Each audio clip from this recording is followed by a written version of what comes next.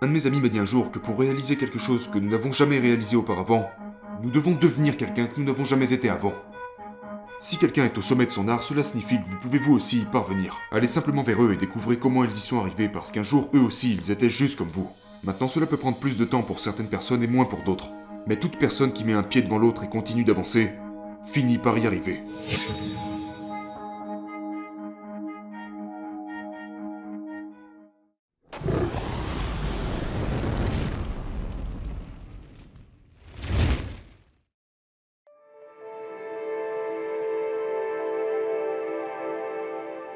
Quand j'ai quitté l'école, j'ai abandonné quand j'étais au lycée. Je ne pouvais décrocher que des emplois d'ouvrier. On m'avait répété toute ma vie que si je n'avais pas un bon diplôme, je ne réussirais pas dans la vie. Que si je n'obtenais pas de bonnes notes, je n'aurais pas un bon travail. Que si je ne vais pas à l'université, je ne réussirais pas bien, etc., etc. Et j'ai cru à tout ça pendant longtemps, jusqu'à ce que je découvre qu'il y a des centaines de milliers de personnes dans le monde qui ont abandonné l'école très jeunes et qui sont bel et bien devenus millionnaires et milliardaires. La raison pour laquelle je vous dis ça, c'est ne vous laissez pas freiner. Ne laissez aucune expérience que vous avez eue dans la vie agir comme un frein sur votre potentiel. Parce qu'il y a des centaines de milliers de personnes dans le monde qui sont passées par des circonstances bien plus désespérantes que vous n'en avez jamais connues et qui ont quand même accompli des choses merveilleuses. Donc, j'ai travaillé dans des emplois d'ouvriers pendant plusieurs années. J'ai travaillé dans la construction, j'ai travaillé dans des fermes et des ranchs, j'ai travaillé dans des usines à visser des écrous et des boulons pendant des heures et des heures. Et puis un jour, dans un état de profonde frustration, j'ai commencé à me poser cette question. Pourquoi certaines personnes réussissent-elles mieux que d'autres ? Dans la Bible, il y a un vers qui dit « Cherchez et vous trouverez ». Demandez et l'on vous donnera. Donc j'ai commencé à demander à des personnes qui réussissaient dans la vie ce qu'elles faisaient différemment de moi. Et elles me l'ont dit et je l'ai fait et j'ai obtenu de meilleurs résultats. Maintenant la chose que j'ai découverte qui a changé ma vie et qui a fait que nous sommes tous rassemblés ici aujourd'hui, cette chose que j'ai découverte, c'est la loi de la cause à effet. La loi de cause à effet, le principe de semer et récolter, action-réaction, est la plus fondamentale des lois de l'univers. Ce qu'elle dit, c'est que tout arrive pour une raison. Il n'y a pas d'effet sans cause.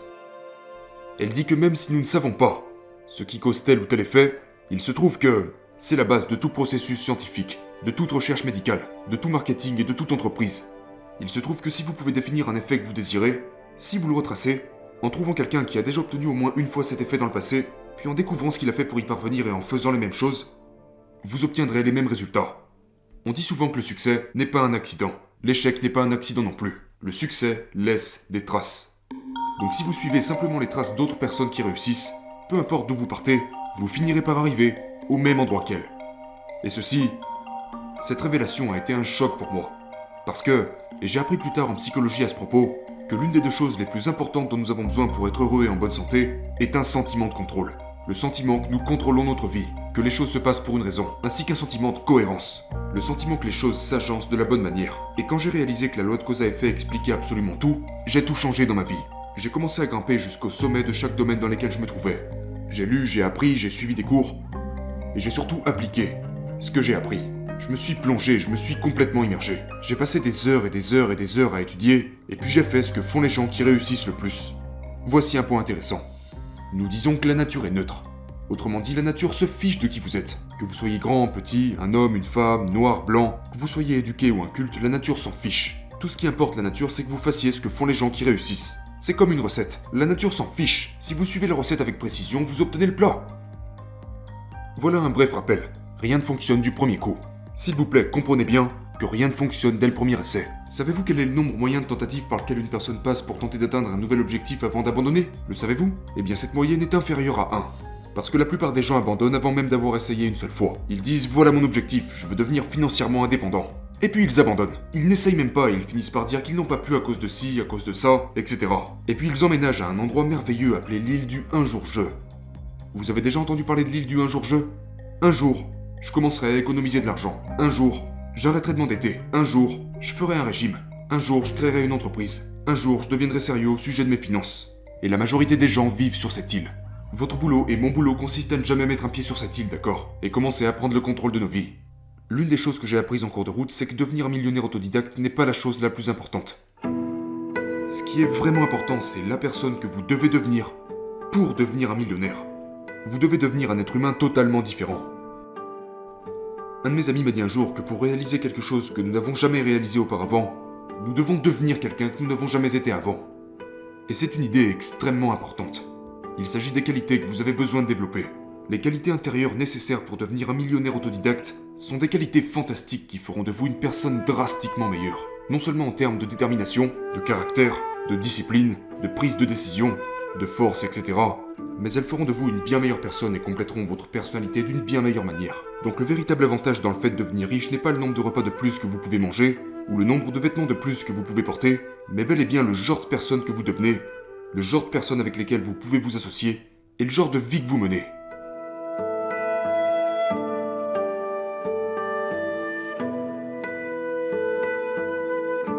Ce que j'ai trouvé en faisant mes recherches, c'est qu'il y a une série précise de qualités que tous les millionnaires autodidactes possèdent. Si vous avez ces qualités, votre succès est pour ainsi dire garanti. Et si vous n'avez pas ces qualités, vous pouvez les acquérir. Le point numéro 1, c'est que toutes les compétences s'apprennent. Toutes les compétences peuvent s'apprendre.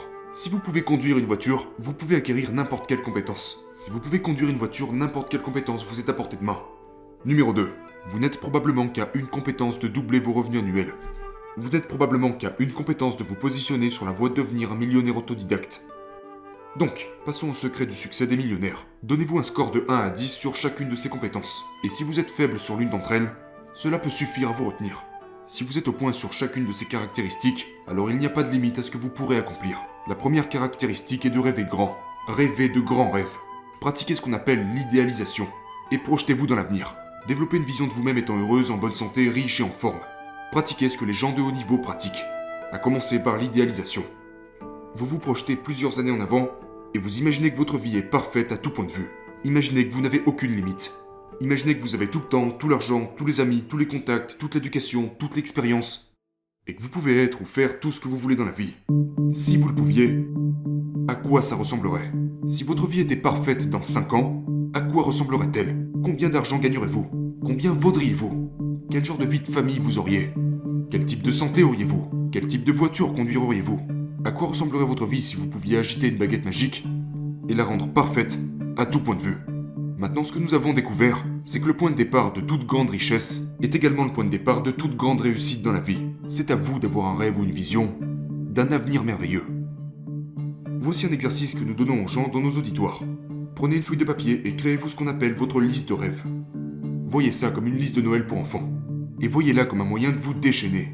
Écrivez absolument tout ce que vous pourriez éventuellement désirer. J'avais un ami à qui j'avais présenté cet exercice, et ça l'avait tellement emballé qu'il est directement allé acheter un cahier à spirale. Il a commencé à écrire sur son nouveau cahier, il y a noté toutes les choses qui lui passaient par la tête, et il a fini sa première session avec un total de 330 objectifs. À la fin du mois, il s'était retrouvé avec 500 choses qu'il désirait obtenir. Et ce qui est très intéressant, c'est que sa vie a explosé. Il a activé la loi de l'attraction, et il a commencé à attirer dans sa vie des gens, des circonstances, des idées, des ressources, et cela l'a tout simplement poussé vers la réalisation de tous ses objectifs.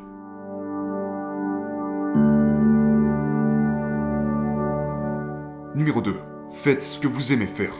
Chaque fois que vous trouvez des gens qui réussissent vraiment bien dans la vie, ce sont toujours des gens qui font ce qu'ils aiment faire. Ils aiment leur travail. Une grande règle pour réussir dans la vie est de trouver quelque chose que vous aimez faire et de trouver un moyen de gagner votre vie en le faisant. Maintenant, quand vous avez trouvé ce que vous aimez faire, ça sera quelque chose qui vous donnera de l'énergie, qui vous motivera, ça vous enthousiasmera. Et c'est probablement quelque chose que vous êtes censé faire à partir de l'heure à laquelle vous êtes né. Si vous demandez à des millionnaires quelle sorte de travail ils font, ils vous répondront souvent qu'ils n'ont jamais travaillé un seul jour de leur vie. Ils font juste ce qu'ils prennent plaisir à faire. Numéro 3. Engagez-vous à l'excellence. C'est quelque chose de vraiment primordial et j'ai eu du mal avec ça en tant que jeune homme parce que je n'avais jamais été bon dans quoi que ce soit. Je n'ai jamais été choisi dans aucune équipe et si j'étais choisi, j'étais la première personne à être éliminée. J'avais des mauvaises notes dans à peu près toutes les matières. Je m'étais fait virer de plusieurs emplois. J'avais même été viré d'une station essence en tant que pompiste.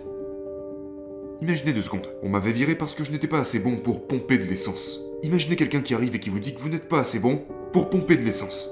Comment est-ce possible? Tout le monde peut pomper de l'essence. Et même pour ça, je n'étais pas assez bon. Enfin bref. J'ai été viré, je suis passé d'un emploi à l'autre. Et puis j'ai découvert que toutes les personnes qui réussissent sont excellentes dans ce qu'elles font. Donc ce qu'il faut, c'est que vous devez être prêt à payer n'importe quel prix et faire n'importe quel sacrifice pour entrer dans le top 10 de votre domaine. Maintenant, voici la bonne nouvelle. Si vous faites ce que vous aimez faire, alors vous voudrez être dans le top 10 de votre domaine. Si vous ne voulez pas être excellent dans ce que vous faites, cela signifie que vous avez choisi le mauvais métier. Si vous êtes prêt à payer le prix, à travailler dur et à faire des sacrifices, vous pouvez entrer dans le top 10 de votre domaine. Maintenant, combien de temps ça va vous prendre? Ça ne vous prendra pas une semaine ou un mois. Je sais que la plupart des gens sont très impatients. Sauf que pour maîtriser un domaine, il faut 5 à 7 ans. Maintenant, voici un point important. Vous êtes prêts? Le temps passera, quoi qu'il arrive. Le temps va passer.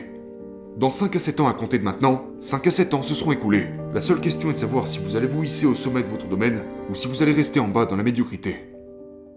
La chose merveilleuse est que personne n'est meilleur que vous et que personne n'est plus intelligent que vous. Si quelqu'un est au sommet de son art, cela signifie que vous pouvez vous aussi y parvenir. Allez simplement vers eux et découvrez comment ils y sont arrivés parce qu'un jour eux aussi ils étaient juste comme vous. Maintenant cela peut prendre plus de temps pour certaines personnes et moins pour d'autres. Mais toute personne qui met un pied devant l'autre et continue d'avancer, finit par y arriver.